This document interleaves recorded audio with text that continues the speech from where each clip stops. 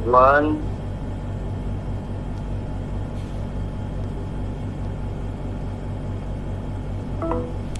नमस्कार, मार्केट पंचनामा में आप सभी का स्वागत है। मैं हूं सुमित और हफ्ते का पहला कारोबारी सत्र भारतीय बाजारों के लिए आप बेहतरीन तो नहीं कहेंगे, लेकिन हाँ मिड कैप के लिए बढ़िया शेयर से बढ़िया ये सत्र जरूर देखने को मिला।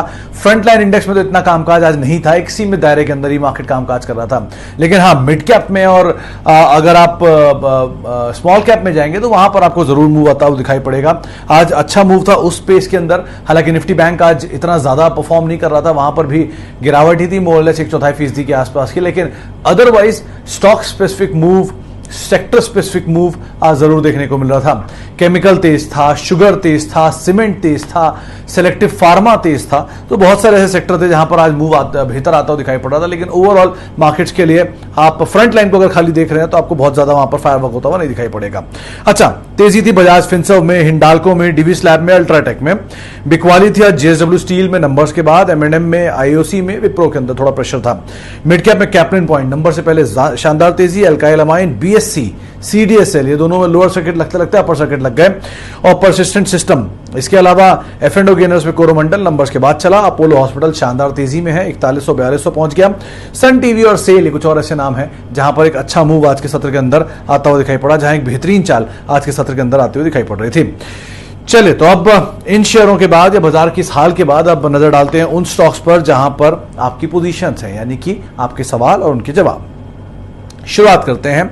सबसे पहला सवाल आया है Kotak bank review. Gaurav ji, Kotak bank अगर आप लॉन्ग टर्म के साथ सोच रहे हैं तो कोई दिक्कत नहीं है इस बैंक के साथ। मीडियम टर्म में थोड़ा प्रेशर आपको भले ही दिख जाएगा नंबर्स के हिसाब से, लेकिन ब्रोकर्स के, क्योंकि आज जो नंबर्स हैं उन नंबर्स के ऊपर कॉल्स हैं, कॉल्स के बाद क्या एनालिसिस बैठता है, क्या आती हैं रिपोर्ट्स, इसके लिए आपको एक दिन का भी वेट करना पड़ेगा। तो जरा नंबर आ जाए, या मतलब जो कॉन कॉल की डिटेल्स आ जाएं और बाकी सब चीज़ों के बाद एनालिस्ट रिपोर्ट्स आ जाएं, उसके बाद यहाँ पर आप फिलहाल कॉल लीजिएगा। लेकिन एज सच कोई प्रॉब्लम नहीं है। और मतलब मेजरली ब्रोकर्स का ये मानना है कि स्टेबल नंबर दिए हैं कोटक महिंद्रा बैंक ने एचडीएफसी बैंक के सामने, तो री रेटिंग की पॉसिबिलिटी हो सकता है हो, तो आप बने रहें, कोई ऐसी दिक्कत नहीं। और लंबी अवधि का तो वैसे भी इस बैंक के साथ कोई प्रॉब्लम नहीं है, आप बने रह सकते हैं।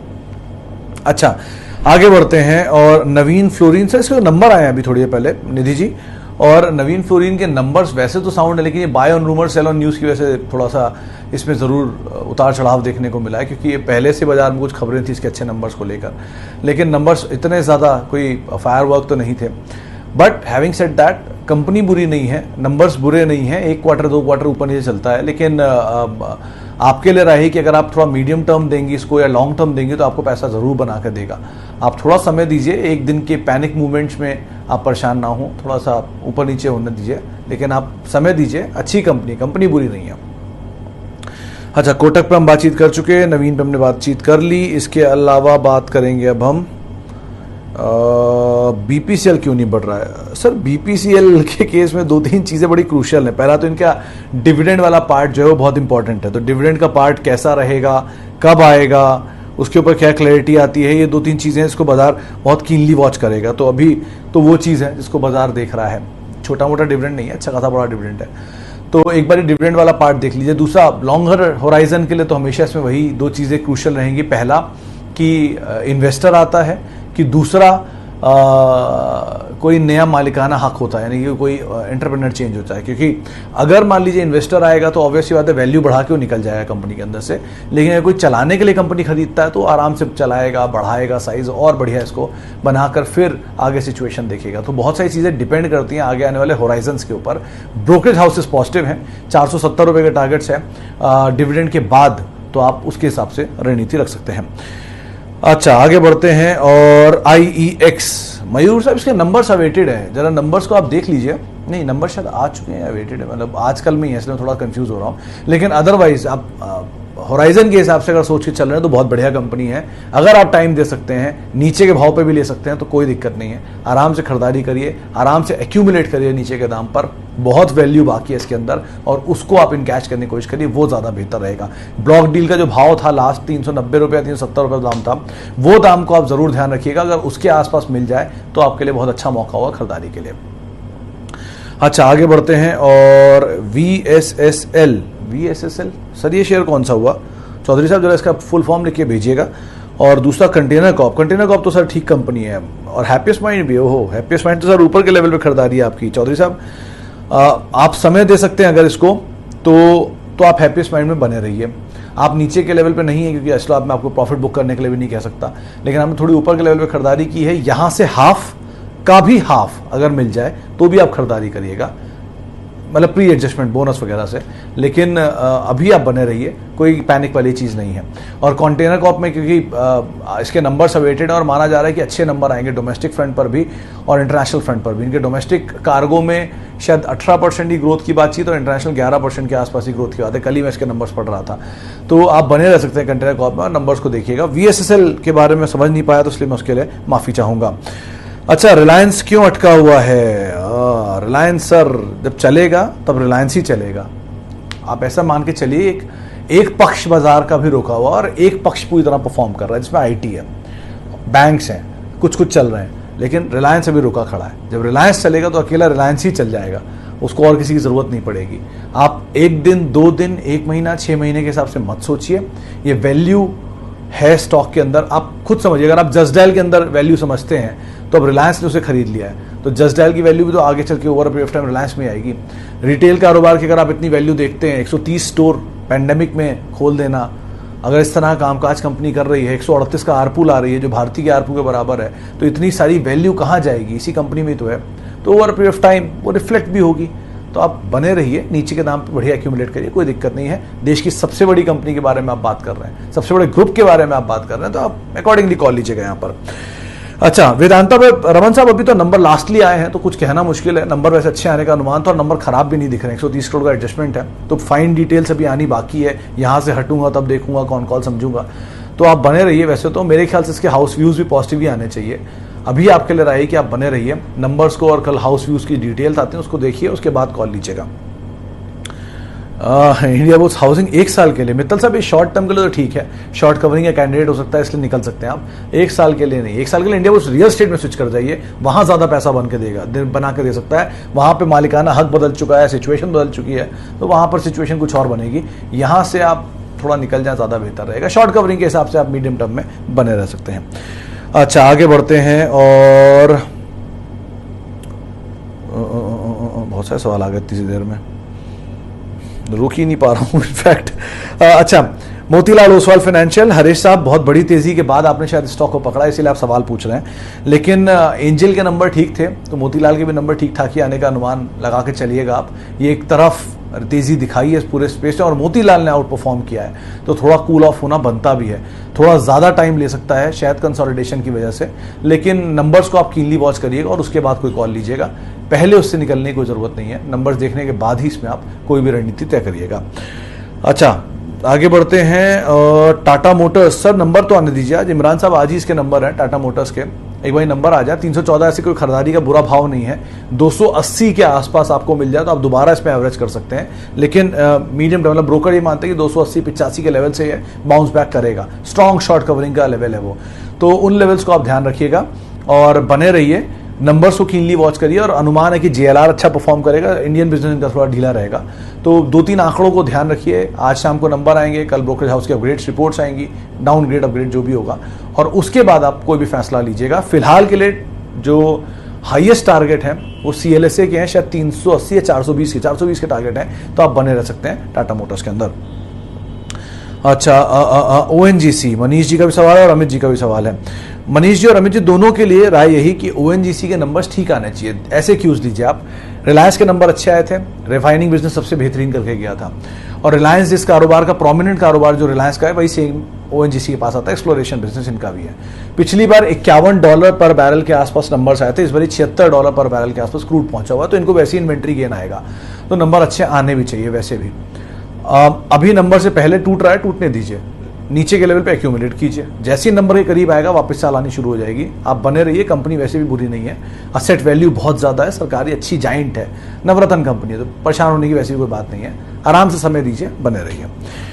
अच्छा, VLS फाइनेंस 97 पर। नीलेश जी, ये VLS फाइनेंस को आप खरीदने की बजाय आप क्या नाम है उसका, रिलैक्सो खरीद लीजिए, क्योंकि वीएलएस फाइनेंस के पूरे कारोबार का हिस्सा सिर्फ रिलैक्सो है। 12% या 11% स्टेक ओन करते हैं रिलैक्सो में, और जैसे जैसे रिलैक्सो चलता है वैसे वैसे वीएलएस फाइनेंस चलता है। आपको जिसने भी ये शेयर दिलाया है, अगर उसने ये आपको बताया कि वीएलएस फाइनेंस में का रिलैक्सो में इतना बड़ा स्टेक है और इस कंपनी के अंदर अंडर वैल्यू है, तो आप इसको ऐसे समझिए, बहुत सीधा कैलकुलेशन है।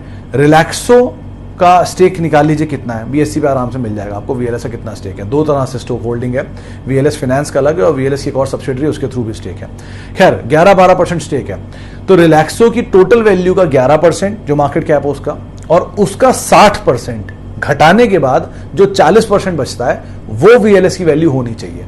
अगर वो वैल्यू है तो ठीक है, और अगर नहीं है तो आप अवॉइड करिए। रिलैक्सो के लिए प्योर प्ले है, डिविडेंड अच्छा मिलेगा, उसमें बने रहिए, ज्यादा बेहतर है वीएलएस की बजाय। जोमैटो 10 साल के लिए, मिश्रा साहब 2 दिन में ही अभी कैसे 10 साल की वैल्यू निकाल लूं, बड़ी मुश्किल है ये बात कहना किसी भी कंपनी के लिए। पिछले 30 साल से, यानी 3 दशक से जो कंपनियां हैं या 4 दशक से जो कंपनियां हैं, उनकी वैल्यू मैं निकाल सकता हूं 10 साल के लिए, लेकिन जो कंपनी 2 दिन में आई है उसके बारे में कैसे बता दूं, वो भी इतना एग्जॉर्बिटेंट चला हुआ स्टॉक। ऐसे समझिए, HDFC bank, Reliance, TCS, Infosys, Maruti and top 5 of Nifty, इनके बारे में निकालना वैल्यू बहुत आसान है 10 साल के लिए। पिछले 20-30 साल में बाजार में उन्होंने क्या क्या नहीं देखा, सब प्राइम क्राइसिस देखा, चाइना का करेंसी वॉर देखा, कमोडिटी वॉर देखा, लिबरलाइजेशन देखा, पॉलिटिकल सेटअप देखा, सब कुछ देखने के बाद वो यहाँ तक पहुंचे हैं। उन्होंने अपने अपने सेक्टर में बड़े बड़े फेरबदल देखे, ईवी देखा, BS4 देखा, BS6 देखा, IT का बर्स्ट देखा, तो सबने अपने आप मेटल प्रूफ किया है over a period of time. Zomato को भी प्रूफ करने दीजिए, अभी बहुत बड़ी जिंदगी पड़ी है उनके आगे, आगे ले लेंगे, नीचे तो आएगा कभी ना कभी इस दौरान, आगे कोई भी ऐसा सिचुएशन आएगा तो सबको आना पड़ता है। नेस्ले को 4400 देखना पड़ा, जुबिलेंट को 700 देखना पड़ा, बजाज ऑटो को 1700 देखना पड़ा, डॉक्टर रेड्डी को 1700 देखना पड़ा, डीवी स्लैब को 600 रुपए देखना पड़ा जब इनका प्लान इंस्पेक्शन हुआ था। ये सब मेरे ही सामने हुआ है। तो ऐसे बहुत मौके और सबके लिए आते हैं, तब आप इस्तेमाल करिए उन मौकों का। अभी क्यों कर रहे हैं, आराम से बैठिए, आज चल रहा है चलने दीजिए, भागती बस क्यों पकड़नी, रुकेगी, थमेगी, खड़ी होगी, तब ले लीजिएगा, ज्यादा बेहतर रहेगा। रिलायंस 10 साल के लिए, हाँ आप जरूर ले सकते हैं सर, देश की नंबर 1 कंपनी, देश का नंबर 1 ग्रुप, ना केवल Reliance, TCS, HDFC bank, Infosys, HUL, top 5 companies हैं। देश ग्रो करेगा तो ये ऑब्वियसली ग्रो करेंगे, अकॉर्डिंगली आप देख सकते हैं। अमन अग्रवाल साहब का सवाल है, TCS is stuck, other IT stocks at all time high. Agarwal साहब, TCS तब ऑल टाइम हाई पर था जब बाकी सब अटके हुए थे। वो पहले चलता है, वो बेल वेदर है, लीडर है, लीडर पहले चलेगा ना, बाकी पीछे पीछे फॉलो करेंगे। तो TCS चला, इन्फोसिस चला, फिर बाकी सब पीछे पीछे आ रहे हैं। TCS जैसी कंपनी को 200-400 रुपए के लिए मत खेलिए। 800 रुपए पे इसका इशू प्राइस था, 800 रुपए का शेयर घटते घटते बोनस स्प्लिट एडजस्टमेंट्स के बाद आज 185 रुपए बैठता है वो IPO के दाम पर, जो आपके सामने जो 3300, 3400, 3500 रुपए खड़ा है। इस तरह की वेल्थ क्रिएट करके दी, यानी कि 20 गुना चला है 1994 से लेके आज तक, 1994 नहीं सॉरी 2004 से लेके आज तक, 93 में तो इन्फोसिस था।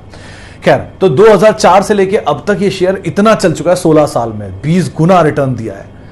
ऐसी वेल्थ को छोड़ेंगे 200 रुपए के लिए, इससे बेटर वेल्थ क्रिएट करिए, नीचे मिले हाफ क्वार्टर इकट्ठा करिए। इस तरह के शेयर मिलते नहीं है। ये पिछले 2020 की मंदी में जो अभी फॉल हुआ था, ये लॉकडाउन के टाइम पर TCS जैसा शेयर आपको मिला था 1600 रुपए पे। उस समय अगर आपने, उस समय भी इतने बुरे क्राइसिस में भी आधा ही हुआ था, तो ऐसे शेयर तो कहीं नीचे मिले, एक्यूमुलेट करिए आराम से। ये शेयर 200-400 रुपए के लिए मत खेलिए, ज्यादा बेहतर रहेगा। अच्छा, सांघी इंडस्ट्रीज में विजय सिंह साहब, आज तो तेजी थी, 9% के आसपास चला। इसमें कुछ खबरें चल रही हैं स्टेक सेल को लेकर, बाजार में खबरें, ऐसी कोई कंफर्मेशन नहीं है, और कंफर्मेशन नहीं है, लेकिन खबरें ये कहती हैं कि ये शायद जुलाई में अच्छा चलेगा और 90 रुपए तक के लेवल भी शायद दिखा दे, शायद है। यहाँ पर डीलर मान रहे हैं स्टॉक के ऊपर, तो आपको कहीं मिले तो एक्यूमुलेट कर सकते हैं, लेकिन बहुत ज्यादा मतलब कॉशियसली ऑप्टिमिस्टिक व्यू रखिएगा और ध्यान रखिएगा डेवलपमेंट्स हो रहे हैं। ऐसा नहीं बड़ा स्टेक सेल हो रहा है, कोई छोटा चंक बिक सकता है, ऐसी कुछ खबरें हैं, तो आप उसके हिसाब से यहां पर रणनीति रख सकते हैं। अच्छा, best stock to buy now, Mittal साहब मैं फिर 4-5 नाम लूंगा, आप फिर कहेंगे ये तो वही शेयर हैं जो पहले बोले थे, उनमें क्या परेशानी है। टाटा कॉम और नीचे मिल रहा है,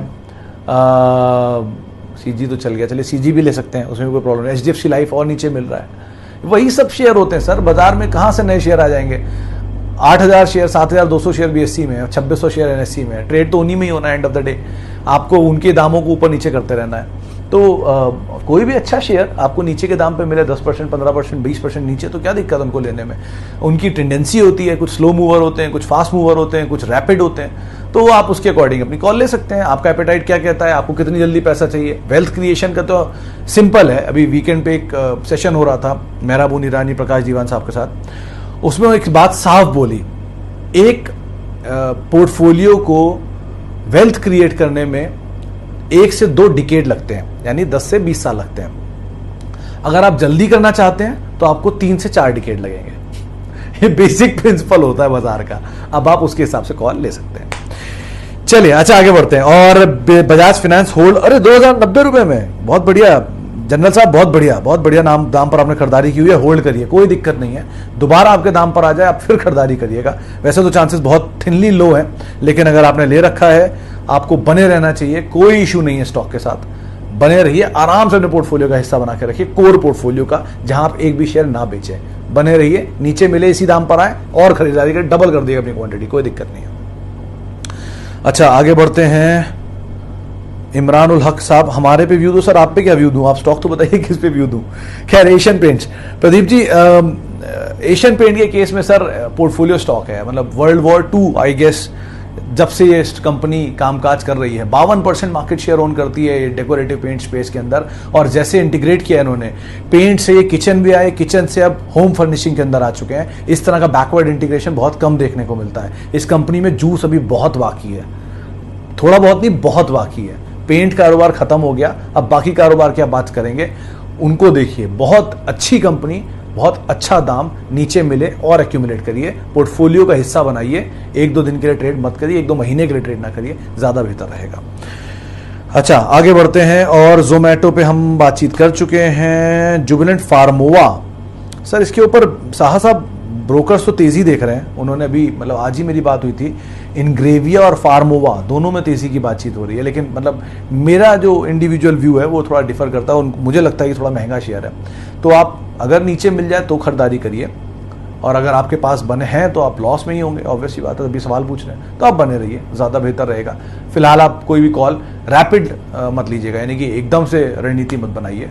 थोड़ा बाजार को स्ट्रीमलाइन होने दीजिए, बहुत ज़्यादा डस्ट है, क्लियर हो जाए फिर कॉल लेंगे, क्या ज़्यादा बुराई है। बाजार कल भी है सर, कोई दिक्कत नहीं है, परसों भी रहेगा, आराम से हम ट्रेड करेंगे, कोई जल्दी नहीं है किसी भी स्टॉक को लेकर। अच्छा दीपक नाइट्राइट, सर इसके नंबर्स आने वाले हैं। जयदीप जी जरा नंबर्स को आप पहले बार कीनली वॉच कर लिए। वैसे तो कंपनी बुरी नहीं है, थोड़ा चला हुआ स्टॉक है, लेकिन नीचे मिल जाए तो ज़्यादा बेहतर रहेगा। और ऑब्वियसली बात है, आप पहले नंबर्स को देख लीजिए, और नंबर्स के बाद इसमें कोई भी कॉल लेना ज़्यादा बेहतर रणनीति होगी। फिलहाल कुछ भी कहना इसके लिए सही नहीं है। मान लिया कह भी दूँ तो भी 2 दिन बाद नीचे आ गया तो आप फिर पूछेंगे, तो इससे बेटर वेट कर लीजिए, नंबर आ जाने दीजिए 2-3 दिन में, उसके बाद आप इस पर कॉल लीजिए, ज़्यादा बेहतर रहेगा। इंडिया बुल्स हाउसिंग पर हम बातचीत कर चुके हैं। कोमल साहू साहब का सवाल है 16,000 कब लेकर जा रहे हैं सर? सर 16,000 तो मतलब एक नंबर है, कभी भी आए, कल आए, परसों आए, नरसों आए, कोई फर्क नहीं पड़ता। एंड ऑफ द डे मेरी जब वीकेंड पे भी वो कॉल हो रही थी, बहुत मतलब उसमें झुंझुनवाला साहब भी थे, और मेरी बड़ी खुशकिस्मती थी कि मैं उनको सुन पाया सामने सामने बैठ के। लेकिन 16,000 is not an important number. The thing is, जब ये 2008-9 में बाजार 8,000 था, तब लगता था ऑल टाइम हाई पहुंच गया 10,000, फिर 12,000, फिर 13,000, 14, 15, 16, ऐसे हर बार लेवल पार होते रहेंगे। इंपॉर्टेंट ये है कि आपने उसमें वेल्थ क्रिएट किया कि नहीं किया। आप इंतजार कर रहे हैं 12 से 16 के बाद वापस 12 आने का, या आप 16 पे भी पैसा डाल रहे हैं ये सोच के 12 आएगा तो और लूंगा, 10 आएगा तो और लूंगा, 8 आएगा तो और लूंगा। फिर आज सब लोग कहते हैं पैसा कितना आएगा, तो कौन कह रहा है एक बार में सारा लेकर कूद जाइए। थोड़ा थोड़ा डालते रहिए, SIP करिए, सेव करिए, इन्वेस्ट करिए, कंपनी को देखिए, स्टॉक को मत देखिए। कंपनी अच्छी है, स्टॉक पैसा बना के देगा ही देगा, कोई दिक्कत नहीं है। चलिए एक आखिरी सवाल और लेते हैं, बहुत सारे सवाल आ चुके हैं इस बीच। Federal Bank, sir Federal Bank के नंबर्स अभी आज ही आने वाले हैं शायद, या हाँ नंबर आने वाले हैं इसके, आज या कल में नंबर है, मेरे को याद नहीं है, लेकिन इसके नंबर्स हैं इसी हफ्ते में। तो अगर नंबर आ चुके हैं, नहीं नंबर आए हैं और उसके बाद ब्रोकरेज की रिपोर्ट भी आई थी, सॉरी 98 के टारगेट दिए थे उन्होंने और होल्ड करने की राय बोली है, तो ये नंबर्स का थोड़ा इंपैक्ट जरूर है। एक बार को ईज आउट होने दीजिए, लेकिन आप बने रहिए, कोई ऐसी दिक्कत नहीं है बैंक के साथ। गोल्ड फाइनेंसिंग कारोबार अच्छा है, और अगर मुथूट मन्नापुरम चलेंगे तो ये भी चलेगा कभी ना कभी। उन्होंने SME को लेकर थोड़ा कंसर्न जताया था ब्रोकरेज व्यूज में, लेकिन ईज आउट होगा गोइंग फॉरवर्ड। फेडरल बैंक वैसे भी प्राइवेट बैंकिंग स्पेस में ठीक ठाक बैंक है, आपके लिए कोई दिक्कत नहीं है, बने रह सकते हैं स्टॉक के अंदर। चलिए, अब इतने सवालों को मैं शामिल कर पाऊंगा, माफ़ी उन सभी लोगों से जिनसे आज हम बातचीत नहीं कर पाए। बहुत बहुत शुक्रिया उन सभी लोगों का जिन्होंने आज हमसे सवाल पूछे और हमारे साथ जुड़े, हमसे बातचीत की। आप हमारे साथ कल भी इसी समय पर जुड़ सकते हैं और नंबर्स बहुत सारे हैं, मतलब 200 अच्छी बड़ी कंपनियों के नंबर्स इसी हफ्ते हैं, तो ज़रा ध्यान से संभल कर ट्रेड करिएगा, स्टॉप लॉसेस को स्ट्रिक्टली फॉलो करिएगा। ट्रेडिंग के लिए, इन्वेस्टमेंट के लिए तो हर गिरावट अच्छा मौका होता ही है। और तो आप मुझसे जुड़ भी सकते हैं, @Sumit Research मेरा ट्विटर हैंडल है, आप वहाँ पर मेरे साथ मौजूद रह सकते हैं। तब तक के लिए नमस्कार।